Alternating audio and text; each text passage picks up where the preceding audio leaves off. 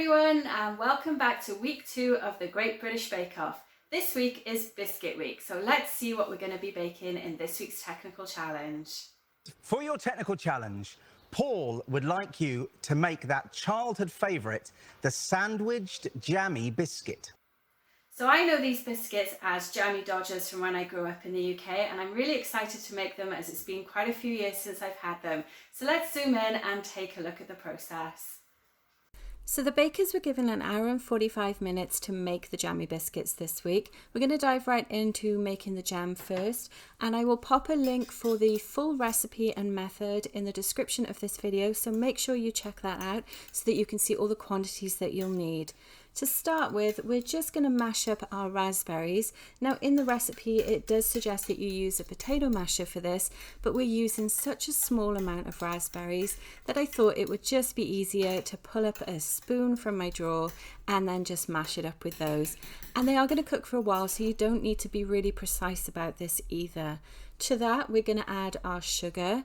Now the recipe does call for jam sugar, but I actually just use granulated sugar for this. I wanted to keep this really easy for you and using things that you should have in your cupboard. So the next thing we're going to do now is actually get that heated up over a low heat, and we want to bring that to a boil while the sugar dissolves. And what that's going to do is start the process of making the jam. And a top tip here about raspberries, if you didn't know this already, raspberries actually already contain their own pectin in their seeds, so you don't need to add anything else to it to make the jam. It's actually going to thicken naturally. Now it doesn't get very thick like some of the jams you may buy in the store, but it will thicken naturally as it cools.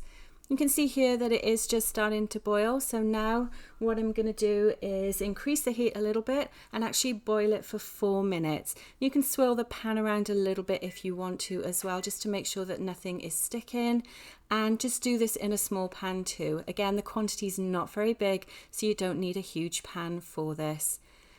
That's boiling up really nicely for us now. You can see all those bubbles come into the surface. There's a really nice rolling boil as well. We don't need to worry about it spilling over because it's not increasing in size, which is something that does occasionally happen when you make jam with pectin. But this is doing great on its own, and it smells so good as well. Nothing beats the smell of freshly made jam in my opinion. And it's something that we like to make all the time. So this is just going to keep going for its 4 minutes. I should point out that I actually sped this process up as well. I figured you didn't really want to sit and watch jam boil for 4 minutes in total. So once that's done, I'm just going to move it off of the heat. You can see that surface area of the jam just drops straight away, and immediately you want to run it through a really fine mesh sieve. Now this is to get all of the seeds out of it. When we're making the jammy biscuits, we don't want to have seeds in our jam because that's actually just going to spoil the texture of it as well. So pop it in a little sieve like this, and then use a spoon, and you're just kind of pressing it down to make sure that all of those seeds stay in the sieve and all of the nice jam goes through it.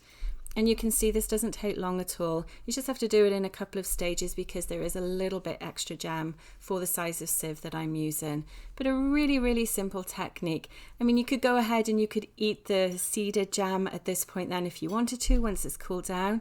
But there you go, there's our perfectly seedless raspberry jam. Oh, Jammy Biscuits. Why? I think Jammy Biscuits should be a very familiar biscuit to the bakers, and I thought it'd be a great challenge. The recipe is pretty straightforward, but you've got to get all the elements spot on. So let's crack on with making our biscuit dough. So we're going to start off with our butter. I'm using a plant-based butter here, and our granulated sugar. And what you're going to do is actually just beat them for 3 to 5 minutes until they're pale and fluffy. I did this for about 4 minutes, but it's just going to depend on how soft your butter is. Mine was still a little bit cool at this stage, so I beated it for a little bit longer. To that, I'm going to add my vanilla bean paste. You can use vanilla extract if you don't have vanilla bean paste. And then 1 egg. And you're just going to combine these. You're not going to over whip them because we want to make sure that we retain that short dough to give that nice crunch that shortbread type biscuits would have. So give that a bit of a stir together, and then we're going to move on to the final stage. Give it a quick scrape down, and then we can add our dry ingredients.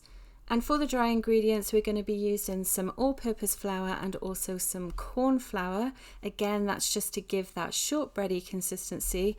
And you want to make sure that you sieve them together to make sure there's no lumps and that all of those ingredients are nicely combined and evenly distributed. So go ahead and push that through with a spatula. I find it's much easier than actually knocking the sieve against the side of your bowl, because that tends to make everything go everywhere, doesn't it? So this way everything stays where it should in your bowl. Pop your attachment back on your stand mixer, or if you're using a hand whisk, then that's fine too. And then again, stir them until they're combined. You don't want to overwork this dough because it will spoil the consistency of your biscuits. I'm going to give it a scrape down again, and I do like to do that several times when I'm making any sort of biscuit or cookie dough, just to make sure that everything is combined, but not to the point that it's been overworked. I thought this was a simple biscuit. It's deceptively difficult. It's quite a warm day. It's all to do with the temperature of the dough. They've got to use the fridge. So as Paul Hollywood mentioned, we're going to need to chill the dough, and we're actually going to do that 2 times before we bake these biscuits. First thing we're going to do though is roll them out onto a floured surface. This is just to make sure that they're not too sticky, and then we're just going to bring that dough together and bring it into a sort of round shape, and then we can cut it in half. If you need to incorporate more flour as you do this, definitely go ahead. If it's particularly humid where you are when you make this, you probably will need more flour just to take that stickiness away. And then you want to cut it in half, as I mentioned, have them into sort of roundish discs, flatten them slightly as well, and then you're just going to go ahead and wrap each of them in plastic wrap or cling film and pop them in the fridge to chill for about 20 minutes. This is just going to help with the dough. It's going to partly stop it from spreading from the butter that we're using, and also it's just going to retain that shape really nicely. Bakers, you are halfway through. So it says roll out the dirt. Using the fluted, I think that's how you pronounce it. Use the fluted cutter to create 24 rounds. Fluted. Okay, fluted cutter. So let me know in the comments, have you ever heard of a fluted cutter before? I'm going to show you what that is once we get to that stage. First thing we're going to do now though is take our first disc that was chilled in the fridge, and we're going to start to roll it out so that we can cut the first 12 circles for our biscuits. So you can see here that I'm rolling it out on parchment paper that I've already cut for the size of the baking tray that the biscuits will be baked on. I just found this a little bit easier than actually rolling it out of my work surface, because it is quite warm when I'm doing this, and my dough is going to have a tendency to warm up that much quicker and actually stick to my surface too. It also means I'm not adding as much flour this way because I don't want to make it too crumbly. Okay, so this is the cutter. You can see it's a straight circle one side, and it's actually got like a scalloped edge on the other side. That's called a fluted cutter, and you can buy them in sets, and they're brilliant for all sorts of things like this. So I highly recommend that you get one. I will actually pop a link in the descriptions as well so that you can purchase a similar set. You can see I've got the 2 sizes here, and again it references those sizes in the recipe link that I've also posted in the descriptions. So go ahead, we're going to do 12 of these in total, and obviously if you think of the biscuits that we've seen already earlier in this video, half of them are going to be a full circle like this one, and the other 12 are going to have that center taken out of them.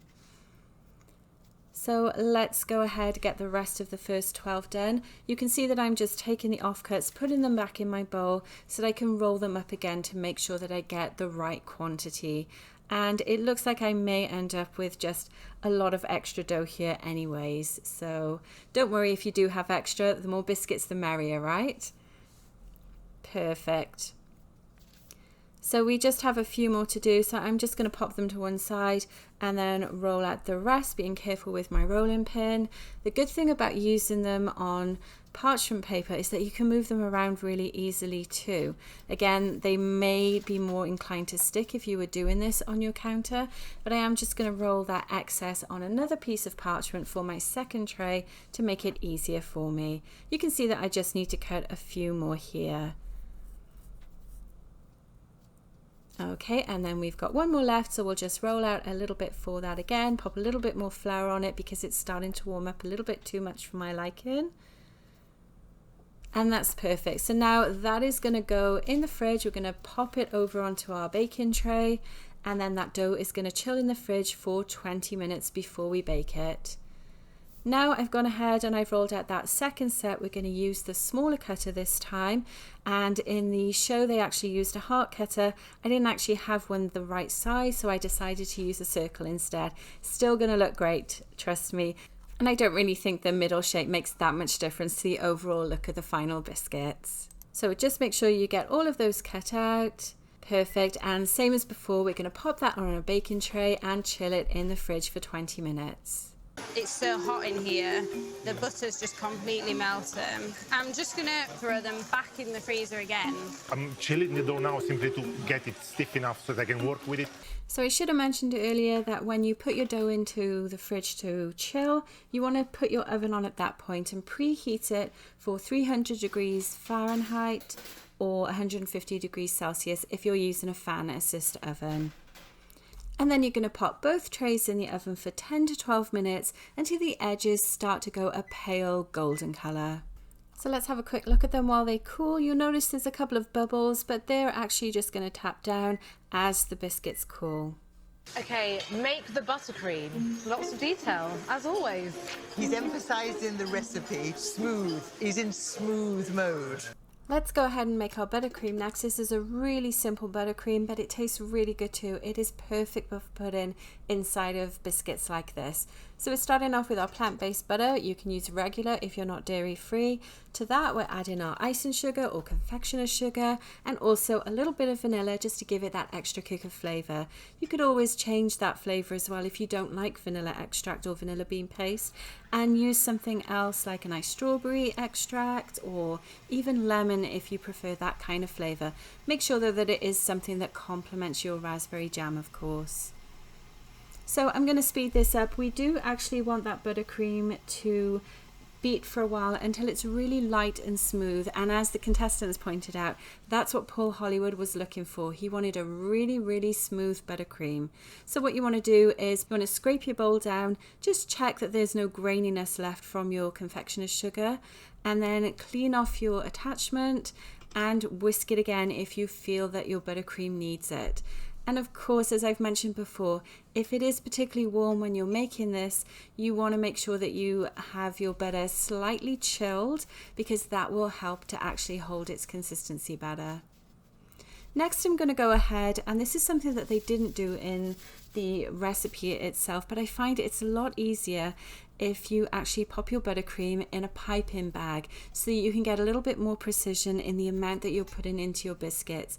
If you spatula it on as it suggests in the recipe, you're more likely to make a mess. But of course, if you don't have a piping bag, you could use something like a simple Ziploc bag, or even just wing it and do the spatula method as some of them did on the show as well. And there you go, that's bagged up and ready to go. But to serve, sandwich the biscuits with a layer of buttercream and a layer of jam. Putting the buttercream on atom by atom. Look at the color of this jam, it's beautiful. Okay, so here comes the fun bit. We're finally going to fill our jammy biscuits. So I've just cut the end off of my piping bag and given my jam a stir, and unfortunately it is a little bit looser than I'd like it to be. I would kind of want to leave it for a little bit longer so it sets up a lot nicer. We may have some issues with it being just a tad too runny for us, but let's see how we go. So what you're going to do is pipe a little bit of buttercream, spread it around with the spatula just to flatten it off to the edges, and then add a little bit of your jam in the center as well. Don't put too much on there, because when you put that top biscuit on, it's quite likely to seep out the sides otherwise. So let's get the rest of those done. We're on our last but one here. They look absolutely great, and as you can see, I got the quantity of jam just right because it hasn't seeped out the sides at all. Put a little bit of extra buttercream on this one because we've got quite a lot left as well.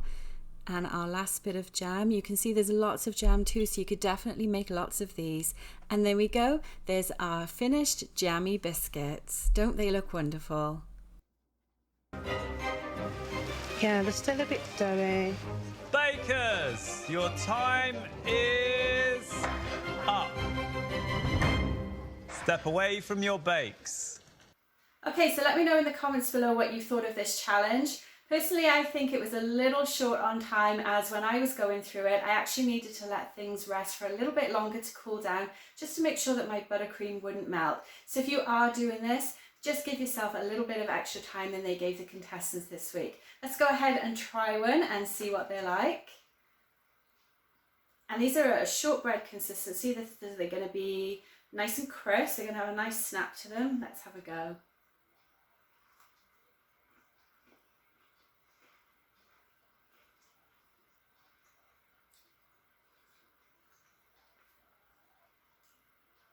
Really, really good. Just like I remember from the UK as well. So you've got that nice sharpness from the raspberry jam, and then the sweetness coming through with the vanilla of your buttercream as well.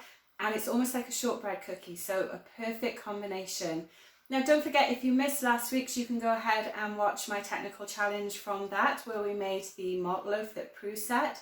And next week we'll see what we're going to make, so make sure you click the subscribe button and you'll get a notification when next week's challenge is posted. I'll see you then and have a great week. Bye.